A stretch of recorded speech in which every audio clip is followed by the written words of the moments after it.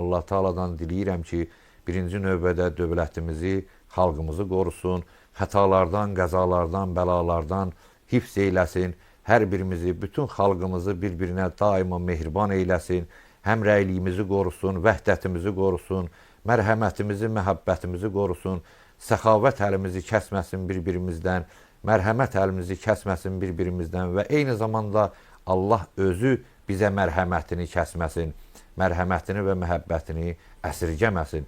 Allah Taala dünyasını dəyişmiş bütün valideynlərimizin, bütün insanlarımızın, dahi şəxsiyyətlərimizin, simalarımızın, alimlərimizin ruhlarını şad eləsin.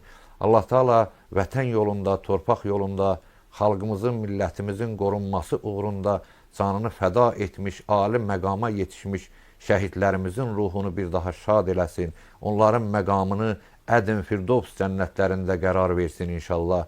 Və hər birinizə Allah Taala'dan bol-bol ruzi bərəkət niyaz edirəm, ruzi bolluğu arzu edirəm, o verilən ruziyə də ilahi bərəkət arzu edirəm.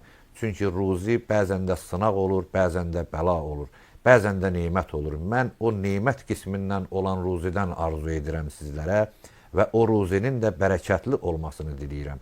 Allah xalqımızı qorusun, edilən ibadətlərinizi, dualarınızı Allah Taala İzzət-i dərgahında müstəcəb eləsin və xalqımıza, millətimizə, dövlətimizə bir daha heç bir çətinlik yaşatmasın.